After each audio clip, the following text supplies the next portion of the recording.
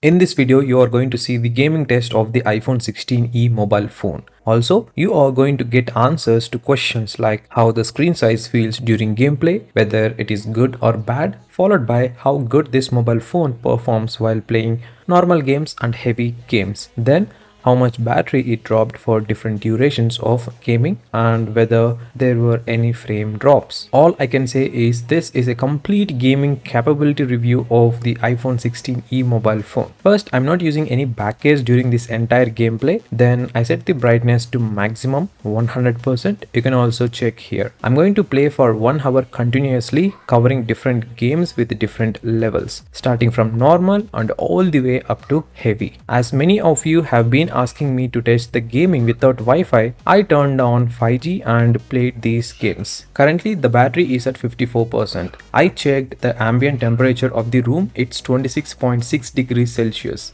I didn't turn on the AC. Coming to the temperature of the mobile phone, on the display side it's 29.7 degrees Celsius and on the back it's 30.3 degrees Celsius. The first game I'm playing is Indian Train Simulator. This is a train driving game. Actually, I tested this game 2 times before recording the gaming review. Since this game pops up a lot of ads, almost 1 minute per ad, I decided to quit this game and play other games. This game falls under the normal category. So the next game I'm playing is Angry Birds. This is also a normal game. I'm fast forwarding all the games that I'm playing in this video so you can get the final results only. This iPhone 16e comes with the Apple A18 Bionic chip. This is a 3 nanometer build chipset, so it's very energy efficient. Alright, after playing around 10 minutes of Angry Birds, here are the stats. Battery is at 51%. No major heating issues were observed and the game ran very smoothly without any frame drops or lags. The temperature on the display side reached a maximum of 35.5 degrees Celsius, while on the back it was 34.3 degrees Celsius. The next game I'm playing is Asphalt Car Racing. This game doesn't fall under the normal category as it involves a lot of graphics and physics. If you observe the battery drop during the previous game, the test started at 54% and after about 10 minutes it dropped to 51%. So 3% was used for 10 minutes of normal gaming. Every game has some kind of graphics, but the scale differs depending on the complexity. If it's more complex, more processing power is needed and more energy is used. During this Asphalt gameplay, I didn't notice any frame drops or lags just like the previous game. After more than 10 minutes of gameplay,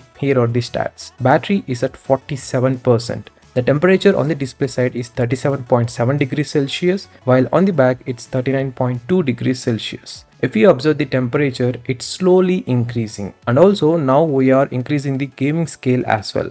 We are entering into the pure heavy graphic game section. Here the first game I'm playing in this section is PUBG. This game actually supports Ultra HDR on this mobile phone, so I downloaded the file and played with those settings only. If you change any of these settings, you will notice major differences in terms of thermals as well as battery drop. I stretched this game a little more as everyone plays almost 20 minutes or more for a single match. Of course, depending on their gaming skills too. After around 20 minutes of continuous PUBG gameplay, here are the stats. Battery is at 41%. The temperature on the display side is 40.7 degrees Celsius, while on the back it's 40.8 degrees Celsius. Now, the mobile has started getting noticeably hot. Again, just a reminder, I'm not using any back case during this test. So if you're using a back cover, based on its thickness and material, the temperatures may vary. I'm giving a 2-minute rest before jumping into the another heavy graphic oriented game. Alright. After giving 2 minutes of rest, I continued the gaming test. The game I'm playing now is Genshin Impact. This game is also supported at 60 FPS with highest settings and I'm playing with those. Also, you can observe the brightness of the display is